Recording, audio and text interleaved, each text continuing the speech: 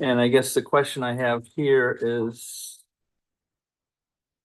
let's see, we have, 6 Rivers U.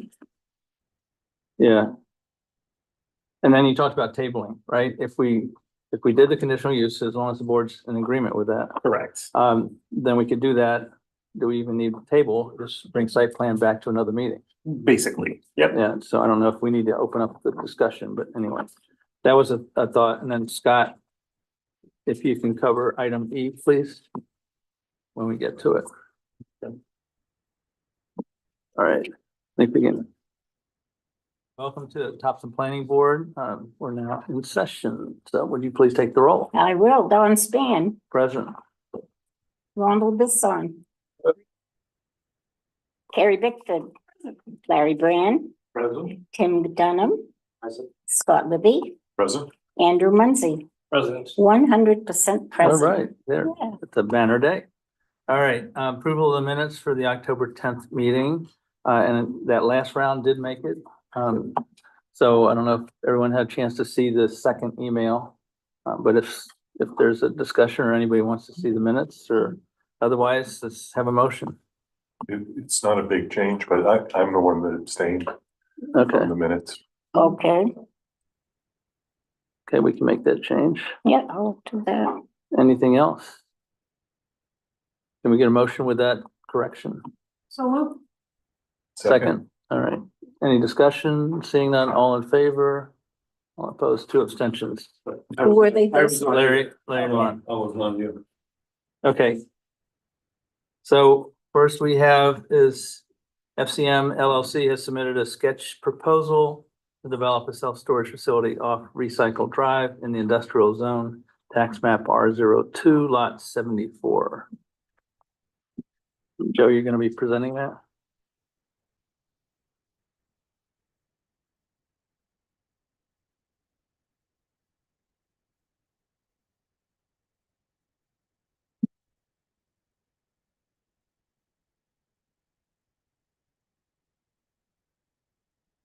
Martin here on behalf of the applicant.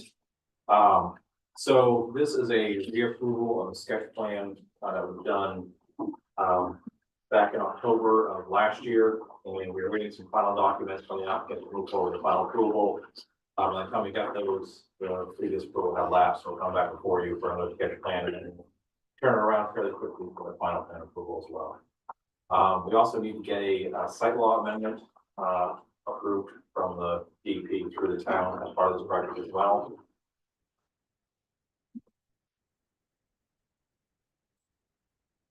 So this is an aerial of the project site.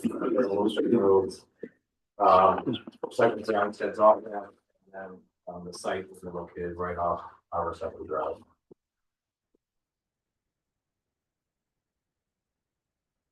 This was a planned commercial development that was approved for the this area a few years ago. There were 2 lots, lot 1 and lot 2.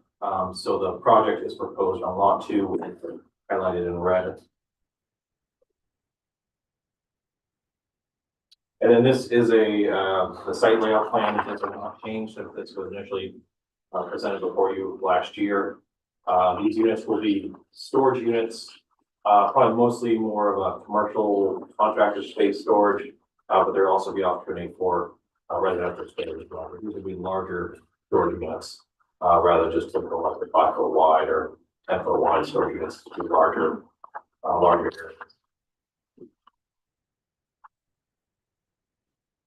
This is the grading plan for the project. It was not part of the plan that we saw the last time this was presented. At the end of Recycle Drive, there is a lifted wet pond that was constructed when Recycle Drive was built. That wet pond was designed for this future impervious area. So we're making sure that all the impervious area from this project gets drained out to the roadside drainage swales, and then that will carry that over to the wet pond for treatment.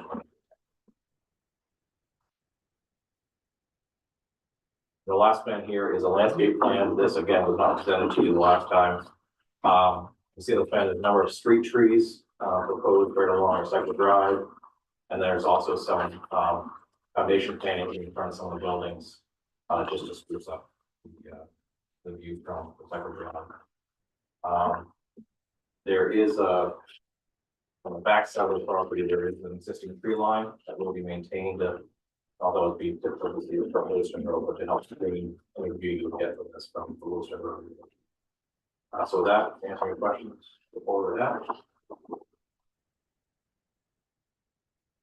So anything, Yeah, Scott? did we, last time we saw this, did we talk about, fence and screening to, between that and the it's a residential Yes. lot, right, to the, As part of actually the previous approvals, there was a, existing fence.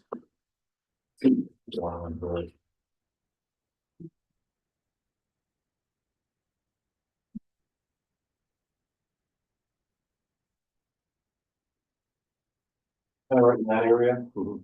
The big fence goes up here, move the fence, that fence a little bit longer.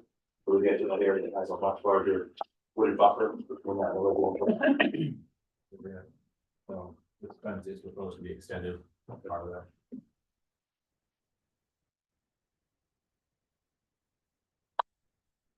and was that detention pond? So that's to the south? Yep. And the, was it lot 3 that's on the other side? Is that ever, has that been built out yet? I think it's under construction. I don't know if it's Oh, it is, finished yet or not. I haven't been out there recently. And is that, that's not a shared, is it a shared stormwater Yeah, it was shared. Okay. So the, between when those that, two? wet pond was designed, it was designed to account for all the additional impervious area. So, we'll need to obviously submit the stormwater plan, back to the town for them to review. But the intent is that this would all go to that wet pond.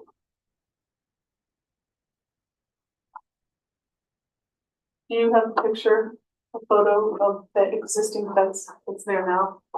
I'm just curious what it looks like and what they're gonna add on, so I don't know if that's in your package or not. Take some photos of it.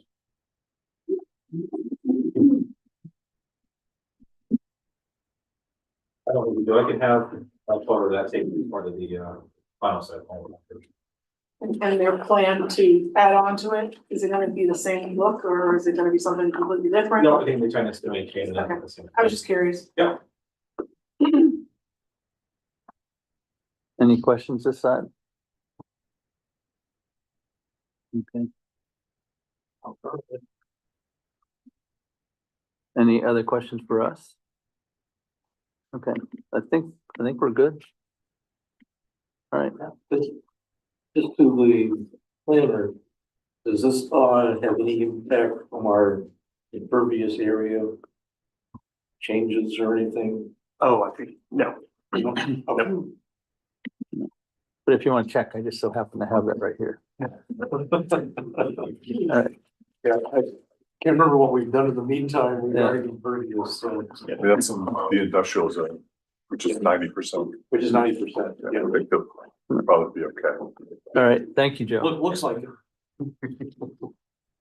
Okay. So item E is the final site plan, and I'm gonna take a seat if you'd like to run the section.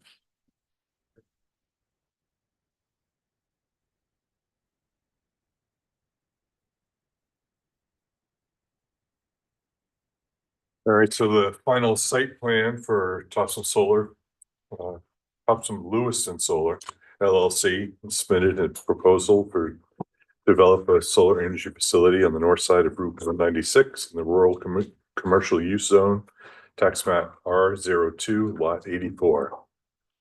Hello. Hello, my name is Evan Baker. I'm with Tech Consulting and here on behalf of the Constellation Solar Project. And I believe we have Martha from the project development team. Please call her as well. Can you hear us, Martha? That would be great. Yeah.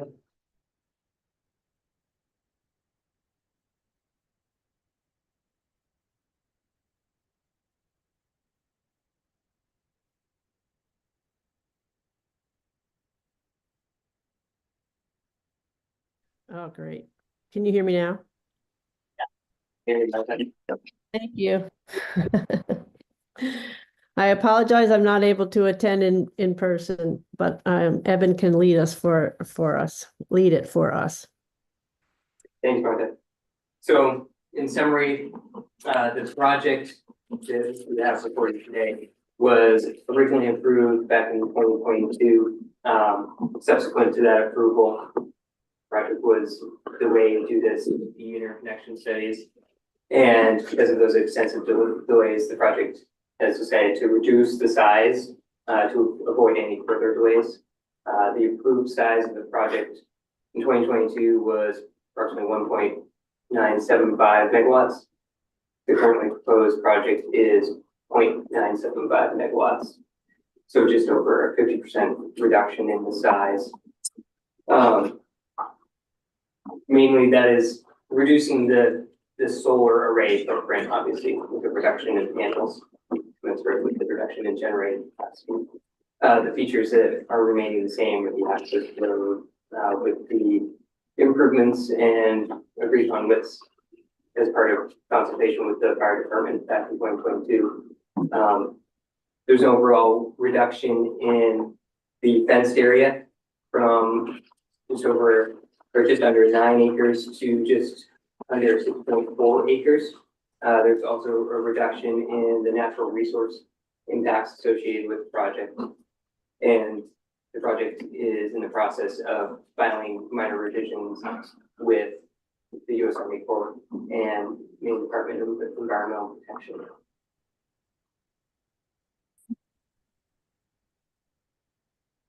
With that, I'm going to open it up to the planning board. We were present at the October meeting. We answered some questions there. All right. But the project is really just a reduced version of the previously approved project. Thank you. Yeah, and just before we get going, Entertain a motion. yes, I move the planning board concurs with staff's conclusion that the final site plan application materials have been submitted and the application is complete, such that the board may proceed with substantive review of the application and identification of any further information required from the applicant. all right, do I hear second, any discussion? All in favor? Show unanimous. Thank you.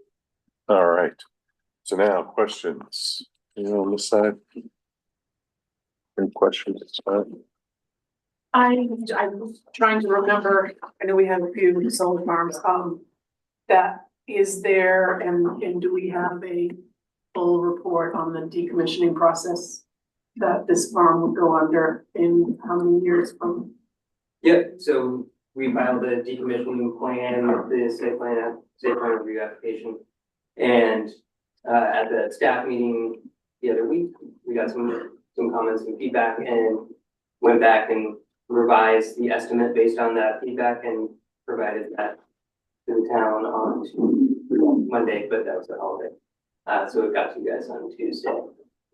So basically the decommissioning plan, it was approved in 2022 for the 1.975 megawatt project. The estimate was $88,000 approximately. The revised estimate that we filed this week would be $55,000.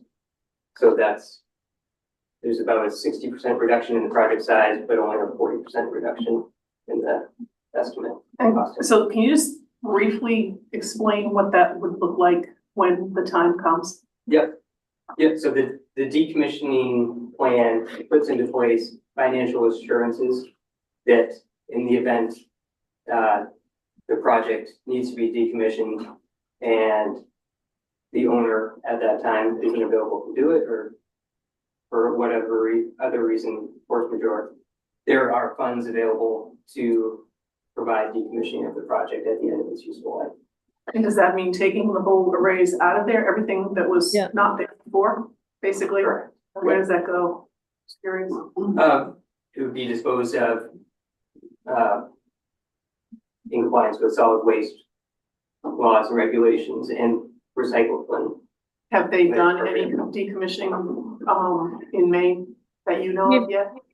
No, we have not. The life of this project is scheduled to be 25 to 30 years with additional, I mean, you can replace the panels. The racking system is pretty standard. The interconnection, the line work is underground, and that's, that can stay in place. But if the project were to cease operation and providing power to CMP, then that would trigger the Maine DEP approved decommissioning plan, as Evan has talked about. And as he has said, for sure, recycling and solid waste, localized solid waste is where materials would go. We also have to notify you. We also, there is what is it, Evan? Every 5 years, the cost estimate of the decommissioning, the estimate of the decommissioning costs will be reviewed to reflect current market conditions at that time. And those costs will be provided to the town as well, that information. And is that you said 55,000 right now? That's the new proposal for the reduced project size, correct? And that's for the decommissioning only. And does that include the recycling and any cost to the town there, or is it just taking the panels out of the property? No, it's the whole process. So you have to have a civil engineer, it's mobilization, it's removal of the equipment, it's the whole kit and caboodle. And I would add, Carrie, there is a recommended condition that allows staff to have it, the decommissioning plan to be reviewed by an engineer to make sure that it's thorough. Okay. Yep. Yeah, we would point out that under the 2022 proposed decommissioning plan of the 88,000 at 1.975, the town chose not to go to a third party, and it was approved by Maine DEP. And as Evan is pointing out, I mean, we're fine if that's what you need to do, but I guess I'm just trying to demonstrate that the cost has only been reduced by 40%. The project equipment is 60%, and yet the cost has only been reduced by 40%. That's the point I'm trying. It's, the cost is still 55,000. Actual number of panels is reduced by 60%. And do you know of any solar farms as of to date that have been decommissioned? I'm just curious. Not in Maine. Not in Maine. No. Anywhere else? No. 25. Nobody wants to decommission them. You want to No, keep and I understand that. My concern is down the road what that Sure. looks like, and that we're being thorough enough, and that the cost is accurate, and anything to do with that. My other question is if there's been studies and what kind of things that might be going into the groundwater from the solar panels. And I have yet to get any kind of comprehensive report on that. So And to that's finish your decommissioning questions, I guess I would say the decommissioning plan that was provided, I'm assuming the board has seen that. It has a cost breakdown of, mobilizing equipment, having a civil engineer on staff to making sure that we have all appropriate permits in place at the time of decommissioning. The cost of removing the equipment, which is the panels, the racking, the underground wiring, the top dress and seed the road, seed the area and mulching, and return it to as much of its pre-existing condition as possible. So it's pretty all-inclusive, and that does consider wages. It also considers recycling costs.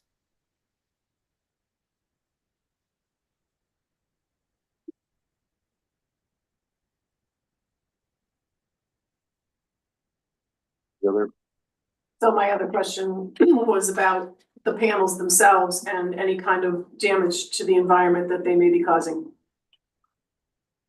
And I just want to know before we absolutely positively say we want to do this. There's cadmium and other things that are in these solar panels, and I just want to know what kind of reports are out there that we can see and I'd certainly be interested in that. And the internet has a wealth of information, some true, some not so true. The panels are they have a galvanized metal casing around them. They're not designed to leach any materials out, we will be monitoring the project remotely, and we can see the performance of the panels and as well as having annual maintenance on site. So we'll have visual as well as operational, so that we maintain the integrity of the project.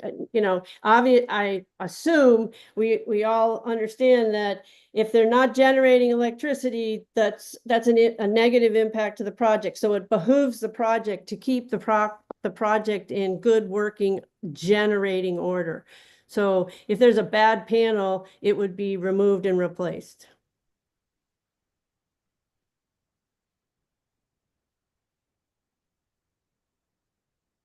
All right. Tim, did you have any questions? No. Any questions on this side? Is the idea that, let's say in 25 or 30 years, assuming all else being equal, the piping system would stay in place and you'd start with a new set of panels? Or it's really going to dictate market conditions at the time, but this is a personal opinion here, as we move to changing from fossil fuels to renewable energy generation resources, we see this as like changing the tires on your car.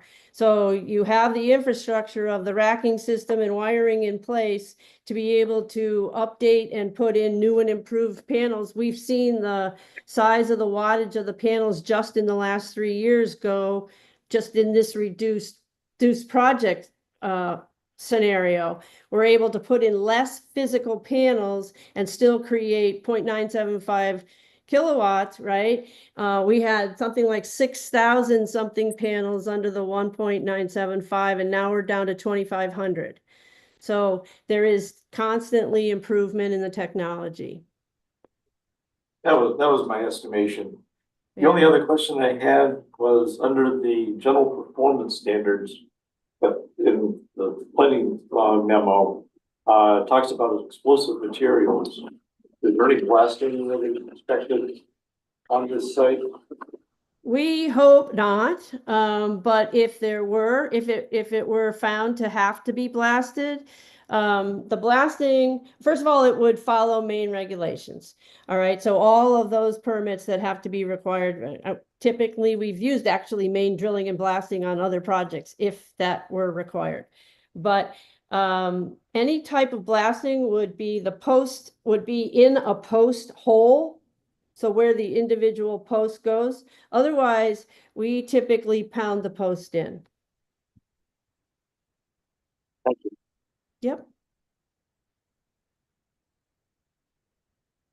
One more question. Sure. And it's more of a policy question, but I'm gonna ask it, and if I'm out of line, please let me know. But it's my understanding that solar farms in Maine are subsidized by the state government. And I just wanted to know if that's the case with this farm as well. I don't know what you're, I don't know if that matters to It the doesn't matter. planning board. Okay, So, I I just mean, we wanna- can find that out separately. Yep, I mean, okay. dig into that, but Thank I mean, you. that's not in our ordinance. That's why I was wondering.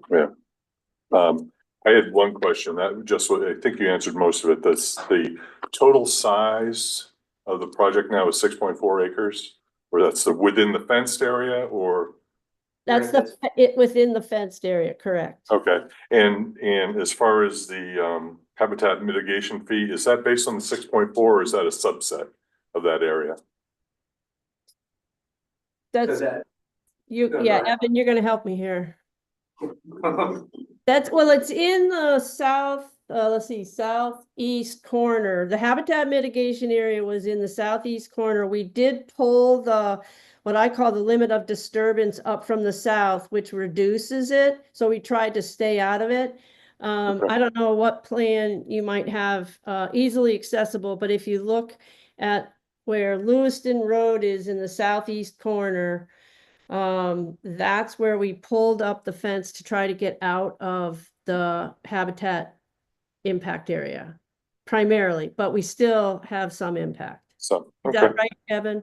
Yeah, so there's 9.13 acres within the low, medium rated area. And so the project is expected to have a habitat mitigation fee of just under $61,000 that would be provided prior to construction, contingent on site plan approval.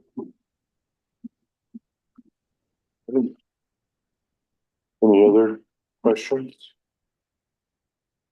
Have a motion? I move that the final site plan review application for Topsham Lewis and Solar, tax map R02, lot 084, meets the applicable standards in the site plan review ordinance, chapter 175, and the zoning ordinance, chapter 225, including the specific performance standards for solar energy conversion systems, and is approved with staff recommended conditions and findings identified in the staff memo dated November 14, 2024. All right, do we have a second? Second, any discussion? All in favor? Opposed? All right, show 4-1. Thank you. All right, thank you. Good luck. Thank you very much for your time.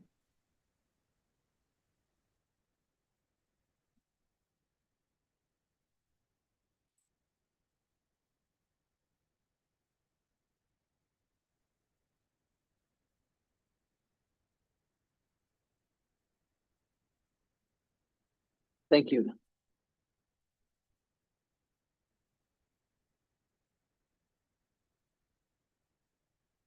So I guess before we get started on this, recommendation with staff was that we consider going ahead and doing the conditional use, which requires a conditional use hearing. And then as far as the final site plan, it's not ready. So they were talking tabling, right? Which we could argue we don't even have to open that up and then we don't have to table it, but we can go either direction, right, with that.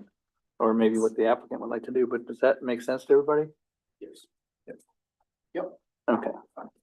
All right, so why don't we do the conditional use application and take that through, and we'll also do the conditional use public hearing.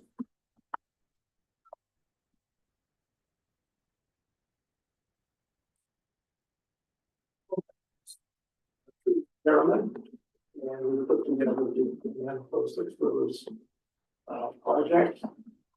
And Bill Patterson and Bill Marin are both here from the Sixth Village.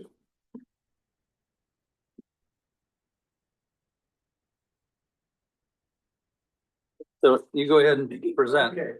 Make a quick statement, Bill, about the project as a whole.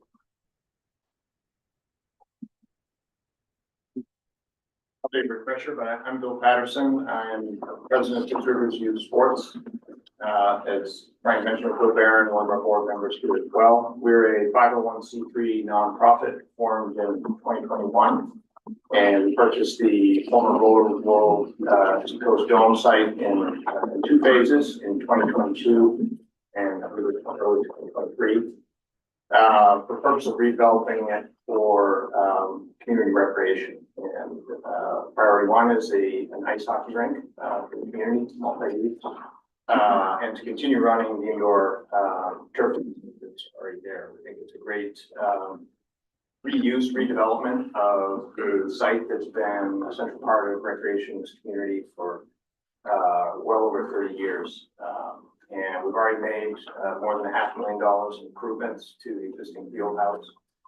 Everything from electrical and safety upgrades to air quality and air circulation.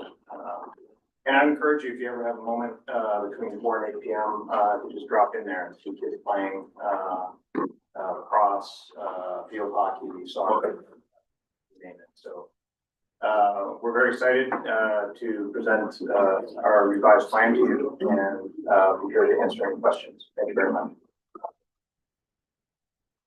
Thank you.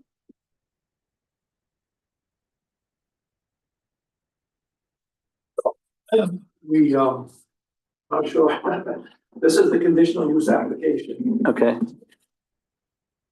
He's asking. Oh, yes. This is conditional use. Okay, I have not been able to get my laptop onto the system. Not do that. You'll make this on plan work. But anyway, we could work with the drawings that we already have, which you have in front of you. What I brought with me is in my laptop, basically some additional modifications to those drawings, but they're basically the same drawings. And I've talked with Josh, this past week about, we got a lot of comments on Monday at the staff review meeting, and then on Tuesday, follow up with written comments. And there were a lot of things we just couldn't get done by Friday when we had to give them back to Josh. So we said it's better not to give partially done drawings rather than just waiting until we can submit them for the next meeting, which would be submitted by next Tuesday.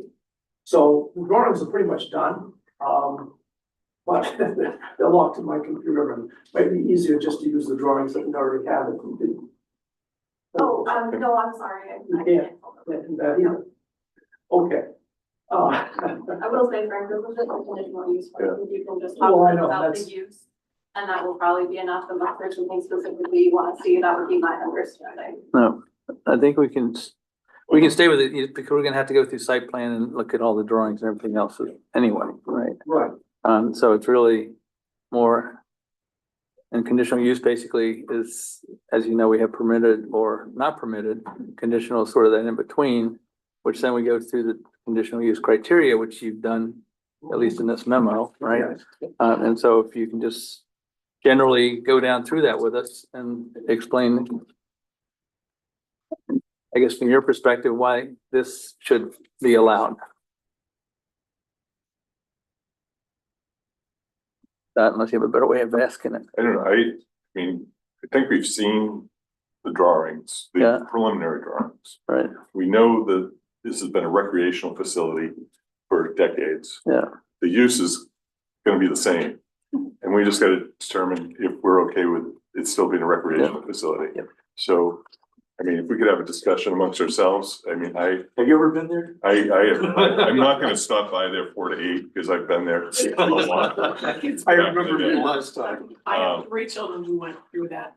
So, And that's fine. yeah, I think, That's I mean, unless we want to discuss more, I'm ready to make a motion. So my, No, we do have to do a public. Oh, we have to do a hearing, public right? hearing, But, all right, I was just trying to go through the process, but anyway.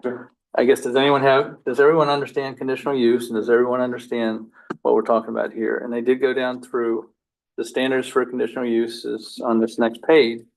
And it goes down through and says the use is compatible and similar to general categories, and then states why they believe it is, right?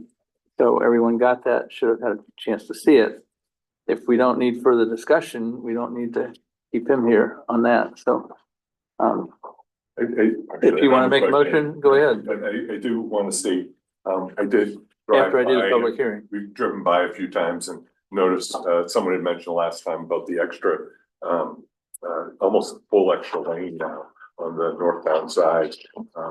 Which has really improved the access to that site, because it used to be not quite as wide before that got added, and you know, I know that's part of the conditional use for traffic, and it's excellent to see that's already, I think, mitigating potential issues, so that's all I have. Okay.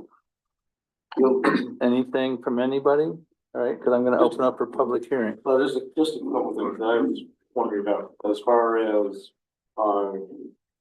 are you anticipating more traffic to the site than what was historically there with the dome, et cetera, or are you expecting there's gonna be about the same?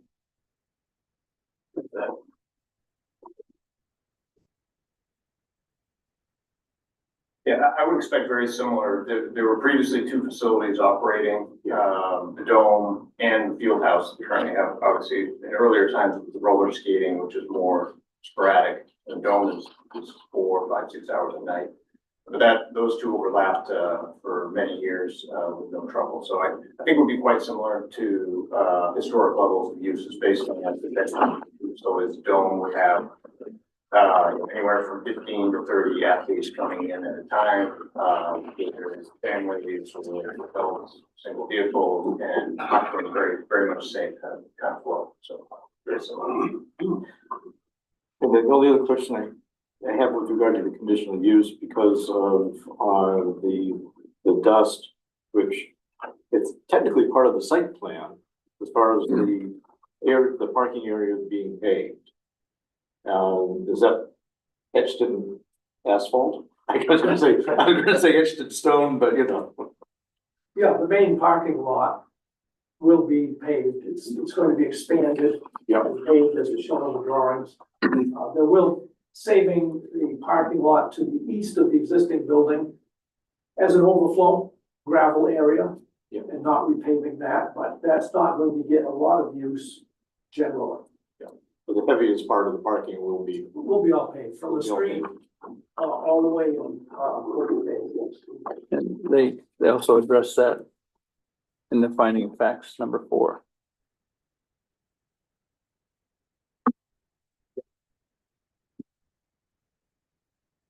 Anything else? Well, the finding of fact says paving may reduce dust, so that's fine. Well, yeah, I just want to make sure the paved parking is going to be paved, which will reduce dust.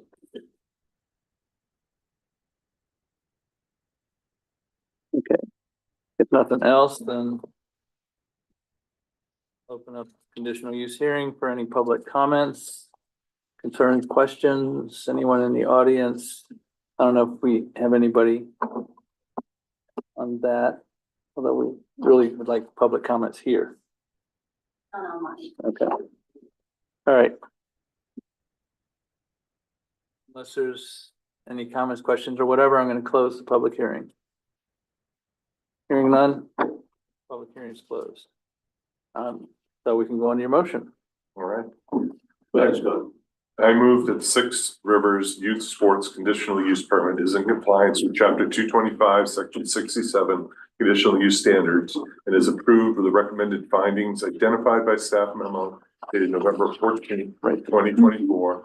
And application materials and plans provided by the applicant is reviewed by the board. Second. Any discussion? Seeing none, all in favor? Okay, it's unanimous, right? Thank you. And was there anything that we should discuss, or do we just defer this to the next meeting? Was there anything that you wanted to bring up about the site plan before we break? Got me back where I belong. I guess that's a question as to, you said you're tabling? Was that? Well, I don't know that we need to officially table it. We just have you come when you're ready to present it. Oh, okay, all right. Yep, so you'll just resubmit the updated plans before next Tuesday and then. So, well, would it be worth discussing tonight some issues or? I think that would be, I mean, if you'd like to, you know, you could. Well, the issue there is that before we really get into a big discussion, we need to basically say that your application is complete, and we're already being told it's not complete. Okay, it's not complete because of the questions that we got on Monday. You know better than I do No, on no, I'm that, right? asking, just asking questions. I guess Yeah. you need to handle that. Yep, so it has to do with just having the documentation that staff wanted in order to consider it complete. And so, as you had mentioned, I guess Friday had been a tight timeline before we could have gotten it in. So pretty much what Don's suggesting is rather than. But what we would do is open up and then most likely say, we can't move a motion, which is number 1, which says the application's complete, which then turns into we table, right? Or we just don't open up the door. So rather than tabling it, we'll just hear it during the next meeting. That's the suggestion. Right. Okay, I guess that's. There was one question I would like to clarify on the setbacks and vegetative screening. Yeah, I mean, we had some questions and I sent you yesterday some of those Yeah, I questions. think, again, that should be done with staff. Yeah, that'll be a staff All discussion. right. Yep.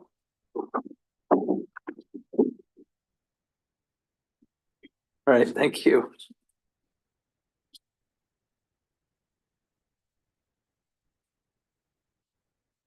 Okay, so, Workshop, adjourn. yeah, Motion to adjourn? yeah, I think we had the adjourn in the wrong spot, but that's fine. We have a motion to adjourn. Do we have a second? Any discussion?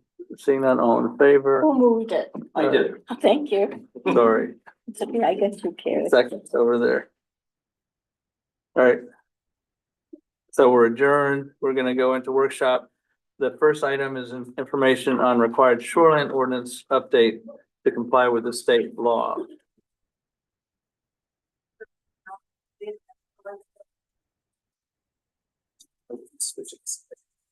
Okay.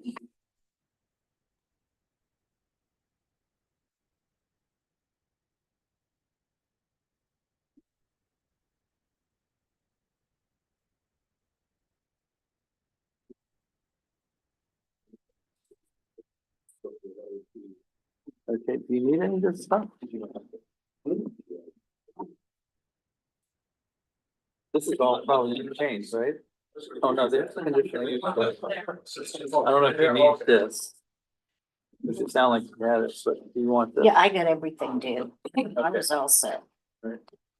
Then I'll just do this. I just want to let you guys all know that the select board has asked that workshops that might have a financial impact on the town be recorded. So we are recording this workshop because we're discussing the potential of updating the shoreline ordinance, which you might expend money for. So this is. For the update of the shoreline, not for what It's it gonna might all be mean. recorded. Yeah, all right. And if you guys give me a second, just sent me a thumbs up emoji, so he should be down shortly. Thank you. Thanks.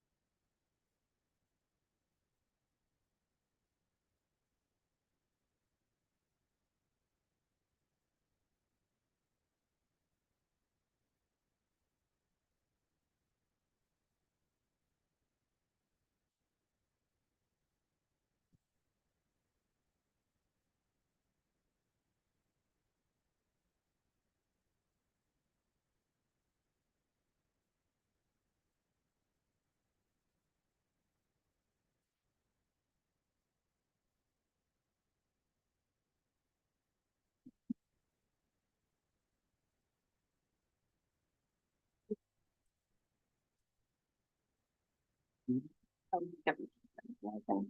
Start at the beginning, if you'd like.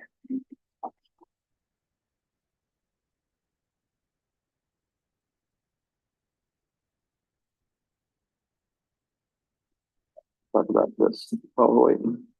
Yeah, we can move to the second one if you'd like to. Well, no, it was more just to clarify what you and I, Okay. Sure.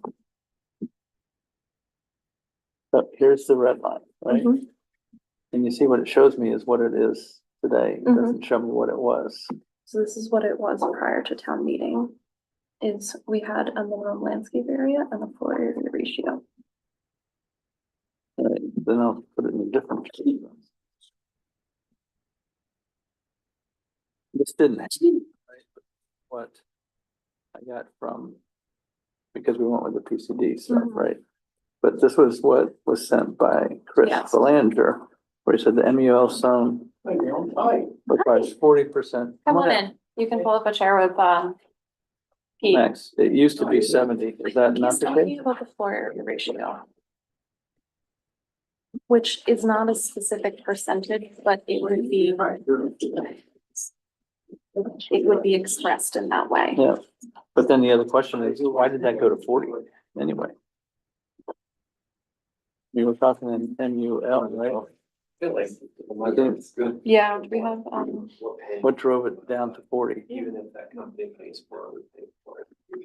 I I can know see, Julie tried to. I so can see these- 40 in R2 or Yeah. something like that. These were in these were in the recode, and she also looked at things. I'm not prepared to specifically get into that Okay. tonight, but I could for another That- one if that- we really want to look I at that do. one as Oh, well. that, yeah. Well, it's not just that. I think we bumped into it here, but then we started to bump into it on Union as well, I thought. This should have been done with Union in mind, quite honestly. Okay, This was done. maybe it's okay. Yeah. Maybe I'm just reacting to that. I think he's just talking about the floor area ratio, honestly, with that one, and I think he just was doing it, so since he knew the calculations and since he's done so much work in MUL, he must have known it. Yeah. As if I'm about it, this, and it'll be okay, and since it's that, that's my guess. Worried about that would, staff, so like fire doesn't have a problem with that. They got 2 ways in and out, both of them. Let it play out and then we'll see what happens.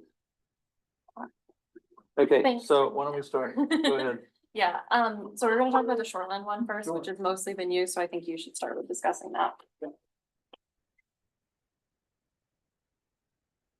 Well, shoreline zoning, let me just run down, shoreline zoning, it's a state mandated requirement. So what happens is the state DEP comes up with boilerplate ordinances that all towns have to administer. And what usually happens, most adopt their own and tailor it to the town. As the boilerplate is a one size fits all. So there's a lot of townships, I guess, that just take what the state gives them. Or the state just gives it to them. They don't even ask them. But Topsham has always adopted its own. And it used to be DEP would tell you had to do it. They still tell you, but they don't make you do it anymore. So that went away prior to this last change, which was 2012 to 2015. And we've kicked this around whether or not the town updates it or not. And without the push from DEP, there really hasn't been, I guess, the desire to do that. So how much difference is there between the state and our local one? They're completely different now. So this would be, you were around when we did the floodplain not too long ago. So what this would be, it'd be the same as that. It'd be a complete cut of what we have and an insertion Of what comes out of theirs, right? Yeah, there'd be no line by line. It's just take it out, put it back in. Yeah. So with that, what has changed? We were going to try to do this with the recode, and in looking into that, I contacted this consultant that I know. He used to be the shoreline coordinator with DEP. He was the one I worked with in the county, and he moved on to a private firm, and he agreed to do the consulting on it rather than us try to do it ourselves. And in that, I learned that the AG's office has, since where DEP doesn't force towns to do it anymore, the AG has come around and said, well, now you're liable for both of them. Meaning, he put it, the municipality is responsible to enforce both its current and the new guidelines. And that also means any property owner in any shoreline zone is responsible for both too. And that hasn't happened, but it could lead into legal issues. If property owner A maybe knows this or has an issue with property owner B in the shoreline, then their attorney could say, well, you don't meet the ordinance, the town doesn't enforce, and go from there. So it just could become a problem. So I think we have to do this. So you would have to do both, You meaning have to do both. say what both are again? And yeah, both is what we have now and what the new state guidelines are, or the new as of 2015. So you can't incorporate the state guidelines into what we have now? No, it would be too much of a mess. So it would just be take out what we have and put in, and the format, everything is essentially the same formatting wise, but there's enough differences that it just you couldn't do a line by line insertion. So does our town attorney recommend it? Because that, I mean, that, They will. that gives you I think the- we the talked whole about that. ambiguity thing is Yeah. already a problem, but I Yeah. mean, that's a big problem, It's I a would big think. problem. So there's basically two sets of requirements. There's two Right. sets of requirements. That's the I don't know how you can do that. I don't, how do you apply that? You know, so the right way to do it is just move forward. But then what happens to a landowner who ends up getting into a problem? Then what? We fix it before that happens. All right, so, and maybe I asked the question And, wrong. and I don't, you know, it hasn't happened yet, and we don't have, we're not like lakefront property where this is a big problem, where the neighbors are tight, and so our developed areas are pretty much established, and there hasn't been a lot of activity in there, so. Yeah, I didn't wanna sound like the curtain's coming down, it isn't. So I'm not suggesting this, but if we just do away with the local one and accept the state one, It's essentially, you'd be doing that, but, the way to do it is you have to, so the state covers zones we may not have or need. It covers processes we may not have or need, and that's where the consultant comes in. So Topsham is different than, say, Brunswick, different than Wyndham with Lake Shore, you know. but if it's in there and we don't, even if we don't need it, does it matter? This will, yeah, so the time it would take for us just to insert it without doing anything, it'll be the same amount of time through the consultants. That I've already got the green light to go ahead and. I was going to say, we've spoken with the town manager about this. The town is all right to expend money to have a consultant update this for us so that it is in a compliance with the state and fits our town and the specific needs of our town. We wanted to bring this to you guys because we know it's been a concern for the Okay. planning board before, you know, to say we want to do this, we want to update this process, but the town manager is aware and there is funding available to do this. Yeah. So And then you end that up with one, That's what I was gonna One say. set So, of- so do we have one Yes. set of rules? would be one set of rules. okay. Okay, Yeah. well, Yeah. And it sounds like the time to do it is now, Right. before we have an issue. Yeah, So, and, yeah, let's go. and actually, it might not be a bad idea to separate it from code, to be honest with you. This will go on its own. We can get the attorney's recommendation, let's you know. just do that. That'd be a Get simple it in. call. Well, You know, like this. isn't the state standard, the minimum standard? And a town can go beyond that standard. Yeah. With regard to what the town wants to protect. It can, and I'm not. I mean, I recall back, what was it, last March? There was this whole proposal about changing our stream So definition. that's the one I said that the town can't currently enforce the stream definition as it's written. So that's when you run into problems, when you do. Why things different. why can't the town enforce? Because the town stream- doesn't have anybody and staff or want to hire staff that's capable of enforcing that, meaning.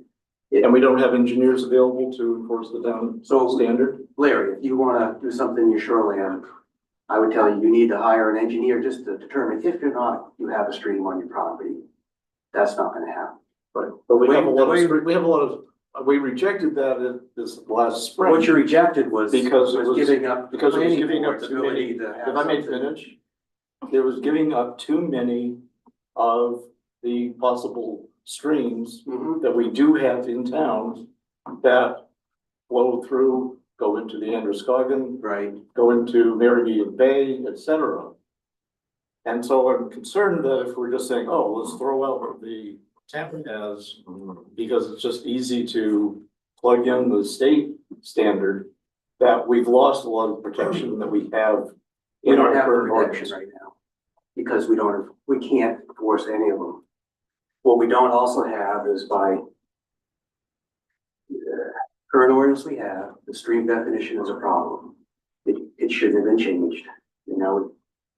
We also have incorporated, Will this correct that? this will correct it. Right, We also have definitions that belong solely in shoreland in our general ordinance. And they get changed from time to time. One of them that got changed is a height restriction. Cape Elizabeth did the same thing, and they have just finished, I think, a year-long lawsuit regarding that. yeah, I've heard about that. But we don't, But the state standard just talks about, great ponds. And, confluence of two perennial streams. Right, US Geological Survey. right. So that doesn't really pick up an awful lot of the flowing bodies of water that we have in town. So That's every stream you're talking about that wouldn't be under the state shoreland zone is regulated by under the NERPA, National Resource Protection Act. The DEP regulates every one of those. So any project that comes through with a first order perennial stream will have to satisfy the NERPA requirements. It always has. the first order streams. Yes. Yeah, and I think you see that on every submittal you get. The first order streams are picked out on even the wetland submissions, which the town doesn't regulate wetlands. But every project that comes through, they are regulated through the DEP process. So let me just ask a basic question to get, maybe close this discussion on streams. If I understand correctly, we have the new state requirements. We have the consultant gonna do whatever the consolidation is to create one, which is gonna be our local. Yeah. It's not necessarily to soften anything in our current whatever, is to make sure we picked up any new requirements out of that. Currently, and by then- doing this, it'll strengthen what we have. That's what I was gonna say. What I'm hearing is it will strengthen, and actually it'll clean up a problem we have right now with streams, Right. which I think is to our benefit, And it will still be tailored to Topsham. right? Yes. Right. But Makes sense. does it do what we rejected last spring? When we said, no, we don't want to change the definition of stream from what we currently have to the state mandatory shoreline language defining a stream. It strengthens the definition. So the definition we have doesn't match either ordinance. It doesn't match NERPA and it doesn't match the state shoreline. So if we just, there is the NERPA already, it doesn't match either one. It was modified for whatever reason. So the NERPA standard applies regardless. What doesn't apply currently, what can't apply, is the local shoreline zoning definition. So by just going back to what the state wants us to enforce at a local level, then it'll be enforced that way. And the maps will reflect that. The DEP NERPA will still stand on every application that comes in because it's a state requirement. And you'll see every one of them. It's not like you won't see it on a plan. It'll be there. It sounds like it creates more consistency. That's exactly what it does. Okay. All right, so basically, you've been given permission to go ahead and engage the consultant. Let's get the consultant to do his thing. I guess one other thing, as long as I'm thinking about it. Will we be able to see this particular change as a red line? Yeah, probably the way it'll come is 100% red line of what we have with, and then this, yeah. It won't, like I said, it can't be a line or a paragraph, red line. All right. I mean, that is what we had last spring. It was a red line of crossing out all of our stream definition. Right. And So- adopting the shoreline, stream definition set forth by the state. All right, but I think what we have to do is wait and see what it looks like after they're done. And one thing, we're gonna move the definitions to just like our floodplain has definitions.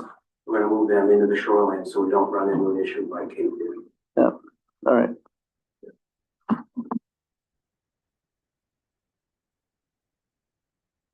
Let's find it. I don't know who sent me that, What was I getting at? Yeah, that was me. right? That's for the next one. That's for the Is next that, one. okay, That's for the okay. next one. I was trying to figure out what you were, I read it 3 times and I gave up. Okay, so anyway. We'll get to All that right. one next. So is there anything else on that topic? We will have at least one more round at it anyway, right? Once we get something to review, right? Yeah. So if not, I'd like to move on. Okay. So then the next thing that we wanted to discuss was the maximum impervious surface coverage requirements that were voted at the May town meeting last year. And this was a change that was done to replace the floor area ratio and open space ratio with just a maximum impervious coverage, which allows for multi-story development more easily. But we're running into an issue now that since this was added to the table of dimensional requirements, everyone is required to do this. So like if you want to put a shed on your property, you're required to do this. And we are just running into an issue with implementation where it's getting to the point where Tom feels that we need to ask for surveys to determine if people are meeting this. And when we discussed it, the two of us saying, you know, okay, this is an issue. It's been an issue all summer. You know, we have people coming up to our counter like at least once a week. They're like, okay, here's my building permit. I think I got everything, but I don't understand this impervious section. It's been an issue since it was adopted, basically. And it just, I think, you know, it was a really great idea, but there's some things that needed to be ironed out with it. And that's what we're coming back now to talk to you guys about.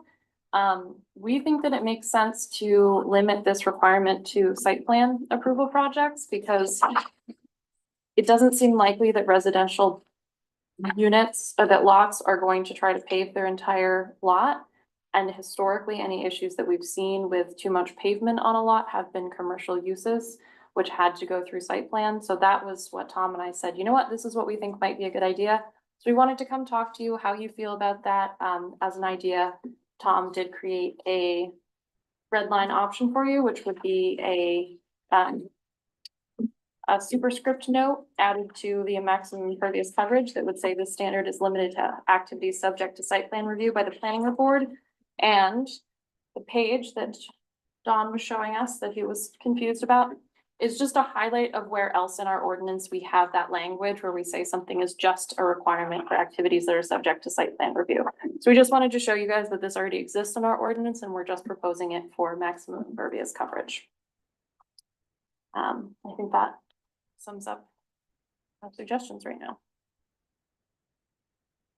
So what, I guess what, it said activity subject to site plan review up top for post-construction stormwater, then for stormwater management, it said subject to site plan review by the planning board. And we added that phrase in there. That's in the stormwater. Okay, Yeah, it's currently in there. okay. Yeah, so I just took that same language and applied it to this amendment. That's actually a fair question though, because if planning board review is included there, does that mean de minimis changes that the director can approve do not have to meet They do that? not. Yeah. The stormwater have to. Or, but also the impervious surface coverage. It would. Yeah. So that would be very, yeah, Yeah, it would only be a small amount, but I guess that's what could come out of that phrasing. yeah, so in that case, we may want to look at changing both phrasings.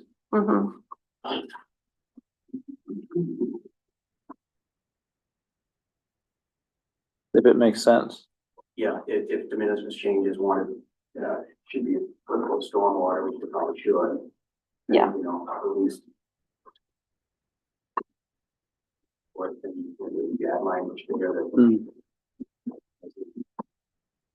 Don't. So the first question that came up when I saw this was, what did you have to do before when it was open space and floor area ratio? Right, because those apply to everything, No, right? it's fine, it never mattered. Doesn't matter. Yeah, if it was even close, I could just look at the vision. Here our assessors steps and determine it based on what the card says, but for any residential, it would never kick in. The only time it started to kick in was when we went multi-story, which we had just hadn't seen here in town before. Right. So we had the 4-story proposed around the corner and a few others. An interesting thing with that, even we have a few 4 stories right now that have been approved, and you see some of these changes. You know, some of the, I'll call them the get out of zoning free cards. It's the planned commercial developments, planned residential developments, and the CPDs, the commercial plan development. So what those do is they all have their own standards, and some of these projects, get approval under those, and the approval, there is a big threshold to get approval under those, but I think you've done them, Well, they just did the dental arch, which Yeah, came that's- through because it was PCD. Otherwise, with this new right here, it would have had a problem. Right, so. We talked about this and the recode, we have those zones in it. So this will, nobody will be exempt from the maximum impervious coverage under this. So that's what these other sheets are. Like currently we have 18 zones and 13 of them allow one of these, type of development reviews that would not trigger the impervious currently. So I'm assuming commercial projects would want to trigger impervious coverage. I would think, yeah. You know, Okay. Other questions, or do you have anything more on this? that's it. All right. We have any more workshop items? No, I would Have to just, go to town meeting, obviously. yes, I was going to say, if the board is amenable to this, we would like to get this for May town meeting, because Yeah. it is, But a Recode hinge. is not gonna make town No. meeting. Recode is not making Maytown meeting. I will have a Recode update for you guys next meeting. I was not able to get one together for this meeting. I've been doing a lot of work on it and I just couldn't pull it together, and I want to have something good for you. That isn't, oh, I think I'm doing that, yeah, But that's fine, but yeah. I think we were all on the same page, but just, we should, if the consultant can do it, I think we do both of these items, try to take them through the process, go ahead and hold our public hearings and have them prepared for recommendations to the select board for the town meeting. The consultant will just do shoreline. Tom and I will do the impervious. And that's one. fine, Yeah. I'm just saying. I just want to both- make sure that was clear. You know, both, We just, I both of mean, these items could be something that we could take to town meeting. yes, they will be. Question about Yep. town meeting. So when you bring these two items to town meeting, Mhm. are you assuming that everyone that's voting on that actually understands it? And if not, which I don't think they do. So if they don't, is there some kind of summary that can be included before they actually vote on it, or whatever they're handed out, or however you present this information? You know, I'm not sure exactly, Carrie. I'd want to talk to Mark about that and maybe historically how it's been done. Like layman's And terms. yeah. I understand what you're getting at. I don't have an answer for you. I would say that. Usually town meeting, if anybody has a question about Get up any and ask article, they can raise that question. I just think it would be very And helpful. somebody can speak to it. I know Dawn spoke to some last town meeting. Right. But I think, When back you to, bring it up, I back just to her think it would be point, helpful. number one, we don't have as many people as I'd like to see at town meeting, and I don't Right. think anybody, but that being said, what we did talk about, especially if we're gonna not be able to get the conventional red lines, we do need to think about a different process for town meetings, so that first of all, before planning board goes through and says we're gonna approve this whole packet, you know, or this whole chapter or two chapters or whatever, it'd be nice to have at least some highlight bullets of, here's what the changes are in this section and what Yeah. they mean. And then when we go through public hearings and get more, we kind of update them at the public hearings. That becomes what we put on the package that we then present at the town meeting. Now, that's a different approach, but to the extent if we can't come up with red lines, I think we have to do something like that. I totally understand what you're getting at. I think that for ones that cannot have red lines, that's probably a good idea. As I said, I just want to check with Mark on if there's limitations on what can be provided. You know, because we print these in the crier, and I just would want to check on that before I, Yeah. say to you guys, yes, we can absolutely do this. Like, yeah, I understand the logic here, absolutely. I like to make sure things will, work with how we've been doing them historically. So last May, when we had, multiple red line changes, there weren't any wholesale changes like we've discussed. You had a memo that was written to you by Julie for your public hearings, and you used that. The select board had the same thing.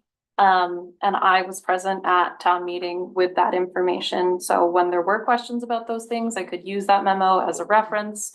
Going through this time, we would also have memos that would probably be so familiar, and I'm not sure I need a memo as a reference for myself to be there at town meeting.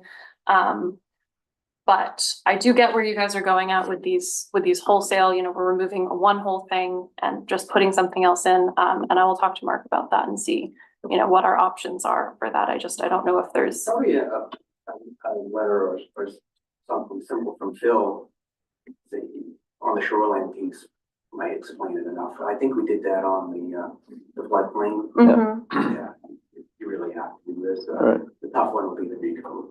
Yeah. Yeah. So, We'll have to figure something, you know, that's not something that's gonna that's not something that's gonna happen every year. I think maybe we'll have to do things specifically for that. For the shoreline one, I think Tom has a good point. If you guys know you did that for floodplain, I just, you know, I know there's certain processes that we have to follow for meetings and stuff, and I just like to be cognizant of that when we speak about these things. So that's. just even like a Q&A sheet or a bullet points, Simple. talking points, Yeah. Yeah. that's Not something. stats or just. To just say, this is what it is, and these are the questions that are most frequently asked, here's the answers. And It's tough, like some of them are harder than others. I totally All right. understand. And then that can be used in litigation, as part of the legislative history. Well, that's part of her discussion with Mark. You have to Right. be careful No, what you have. It is, you do have to be Thank careful you, what Larry. you, That is kind of what I was looking at. what you present, As right? a litigator, yes. Yes. I understand. Okay, if nothing else, I'm gonna officially adjourn workshops. All right, workshops are done. Great. Thank you. Thank you for my